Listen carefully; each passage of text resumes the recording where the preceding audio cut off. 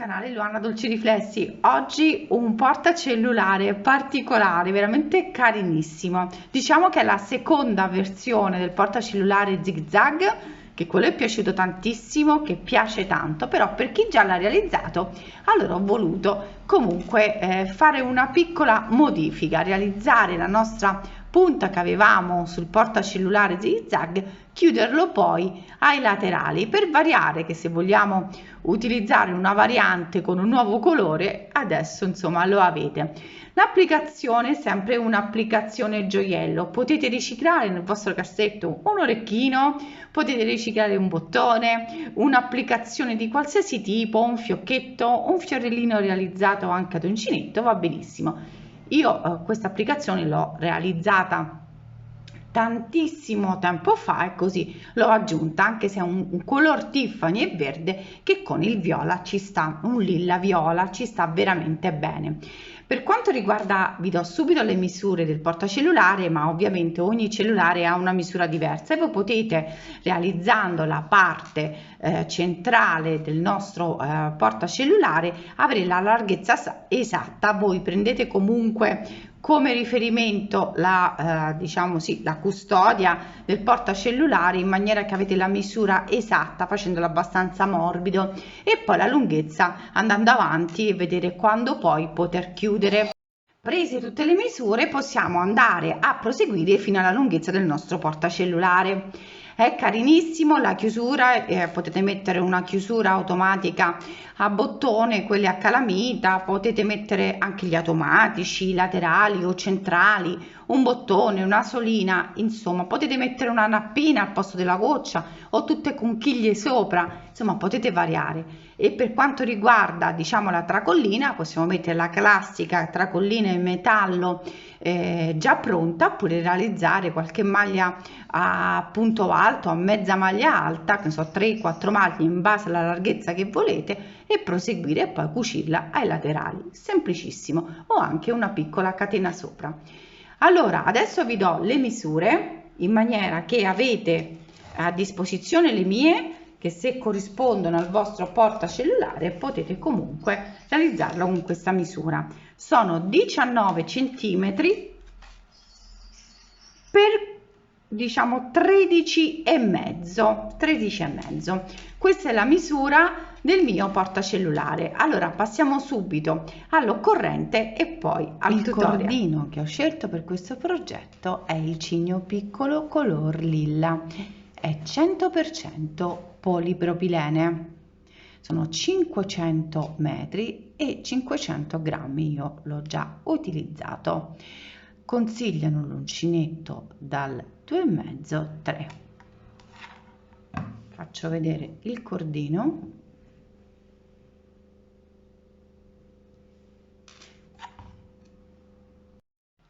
Uncinetto 3,5.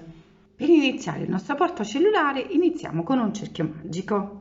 Andiamo a bloccare, prendiamo l'uncinetto 3,5, passo il filo al primo filo, lo aggancio e realizzo una catenella. Andiamo a lavorare solo maglie basse, ne dobbiamo realizzare 5, per cui questa è la prima, la seconda, la terza, la quarta e la quinta. Andiamo a tirare il filo con un ago, andiamo a passare più volte per bloccare proprio l'inizio del nostro lavoro. Catenella, realizziamo l'aumento con delle maglie basse in costa al retro, per cui andiamo a lavorare tutto il nostro progetto sempre in costa retro. Qui prendo il filo e lavoro la prima maglia, prendo il secondo e lavoro la seconda maglia sullo stesso punto. Realizzata la prima maglia, sempre in costa retro, lavoro quella successiva. La terza maglia vado a realizzare un aumento di 3 maglie, la prima, la seconda, la terza. Maglia successiva sempre in costa retro la lavoro. Maglia successiva, realizza un aumento di sole 2 maglie, sempre in costa retro, la prima e la seconda, catenella e volto il lavoro. Allora noi dobbiamo andare a lavorare solo in costa retro, noi dobbiamo lavorare gli aumenti all'inizio di 2 maglie e poi nella maglia centrale 3 maglie d'aumenti. L'ultima dobbiamo lavorare un aumento. Vi consiglio di mettere un marcapunti sull'ultima maglia perché spesso viene nascosta. Per non contare tutte le maglie ogni volta, vi consiglio un marcapunti. In questo modo non si può sbagliare nell'ultima maglia e in quel caso sapete che dovete fare un aumento. Realizzata la catenella, vado a realizzare di nuovo l'aumento, sempre in costa retro, 2 maglie sullo stesso punto, vado a lavorare in costa retro delle maglie basse. Quando sono arrivata a quella centrale, se volete potete mettere sempre un marcapunti per non sbagliare, vado a realizzare 3 maglie nello stesso punto come aumento. Adesso vado a lavorare la riga laterale. Vi ricordo sempre che può succedere di non vedere l'ultima maglia, come vedete non si vede. Spesso succede di lavorare questa maglia in costa retro e di fare l'aumento. In questo caso ci troviamo una maglia in meno e il nostro lavoro verrà completamente storto da una parte, per cui io lo so, per cui entro con l'uncinetto nelle due costine, nella prima giro un pochino l'uncinetto e riesco a trovare la costina che è questa. In questo caso vado a lavorare le mie 2 maglie alte, catenella e volto il lavoro. La sequenza resta sempre la stessa, si lavora in costa retro sempre con l'aumento all'inizio e andiamo a lavorare un aumento di 3 maglie centrali e un aumento alla fine. Vi ricordo sempre il marcapunti per non sbagliare. Adesso dobbiamo proseguire fino alla larghezza del nostro cellulare. Vi consiglio, se avete un foderino, di staccare il foderino e cercare di andare un pochino oltre il foderino, deve abbracciarlo bene, se non rischiamo che poi il telefono non entra nel nostro portacellulare. Adesso proseguo fino alla larghezza che a me occorre. Quando siamo arrivati alla larghezza del nostro cellulare o portacellulare, fatelo sempre insomma 1 centimetro più grande, allora in questo caso ci fermiamo. Noi abbiamo fatto l'aumento all'inizio, le 3 maglie alla punta e l'aumento alla fine di ogni riga lavorata a maglia bassa in costa retro. Adesso noi dobbiamo andare dritte in questo modo. Per andare dritte, per lavorare bene, ci dobbiamo adesso ricordare che all'inizio non dobbiamo fare l'aumento ma la diminuzione. Perché qui ci sarà l'aumento sempre, ma qui sia all'inizio che alla fine la diminuzione, in maniera che il nostro pannello viene dritto. Allora adesso catenella, volto il lavoro, entro sempre in costa retro, faccio vedere bene, prendo il filo e lascio così in sospeso, vado sul punto successivo, prendo il filo e vado a chiudere. Ho fatto una diminuzione e vado a lavorare tutte le mie maglie in costa retro. Questo perché noi non dobbiamo più aumentare in larghezza, ma dobbiamo semplicemente andare dritti. Ma l'aumento sarà solo alla punta perché dobbiamo proseguire il nostro lavoro. Allora, arrivati alla punta, diciamo a quello centrale, andiamo comunque a realizzare un aumento, per cui io vi ricordo sempre di mettere i marcapunti, perché adesso io per lavorare non li metto per facilitare di più in un modo visivo per non togliere e mettere i marcapunti, ma ve lo consiglio in maniera di non perdere i punti di riferimento. Ecco, sto facendo l'aumento. Questo è l'aumento delle 3 maglie, per cui fino al termine dobbiamo lavorare sempre l'aumento qui. Ora sempre la diminuzione dall'inizio alla fine.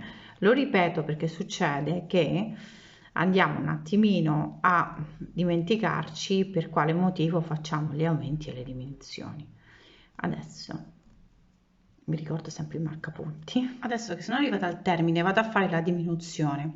Quando sapete quante maglie avete tra la diminuzione e la punta, sapete che avete quelle di maglie. Se non vi risultano, rischiate poi di perdere una maglia, per cui marcapunti aiutano a rimanere insomma preciso le maglie che lavoriamo. Come vedete qui c'è l'inganno, no? Io vado a lavorare la diminuzione, lascio in sospeso, sembra che ho lavorato l'ultimo punto, ma l'ultimo punto sta qui, per questo serve il marcapunti. Allora io lo so e insomma sto attenta, però per chi lavora e si distrae un pochino può succedere di dimenticare quella maglia e poi ci troviamo con un lato più lungo e uno più corto, quindi mi raccomando vado a chiudere, ecco qui, catenella e ripeto il lavoro sempre in costa retro, diminuzione, lascio in sospeso, punto successivo, lascio in sospeso e vado a chiudere, diminuzione, come vedete già sta venendo dritto, per cui una cosa che mi raccomando sempre, i marcapunti, che anche con il portacellulare che ho realizzato, questa è una variante, l'unico problema, ma anche delle principianti, è perdere il punto dell'inizio e la fine, per cui con i marcapunti non succede, poi contate le maglie a destra e a sinistra, in questo caso è impossibile sbagliare. Adesso andiamo avanti fino alla lunghezza doppia e chiusura. Proseguo. Ho terminato di lavorare tutta la lunghezza del cellulare, per cui la lunghezza è circa, in maniera che poi si chiude, sui 42 centimetri e una larghezza, ovviamente questo è sul mio cellulare, 12 centimetri. Adesso che cosa dobbiamo fare? Adesso dobbiamo diciamo unire i due lati, la parte destra e la parte sinistra. Mettiamo un marcapunti proprio al centro, in maniera che sappiamo che questa maglia non la dobbiamo lavorare. Vado a lavorare di nuovo una diminuzione, catenella e volto il lavoro. Quando giro il lavoro faccio sempre una diminuzione, ma questa volta farò una diminuzione all'inizio e una diminuzione alla fine, fino ad arrivare alla conclusione di tutte le maglie. Adesso diminuzione e vado a chiudere. Potete mettere sempre un marcapunti se non riconoscete la maglia da lavorare e vado a lavorare tutta la riga.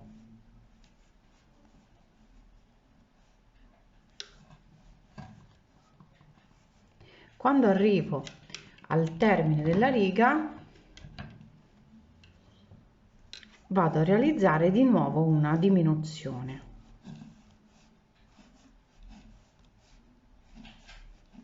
Adesso ci troviamo, come vedete questa è la maglia da non lavorare, qui ne sono 3, ne lavoro ancora un'altra e vado a realizzare una diminuzione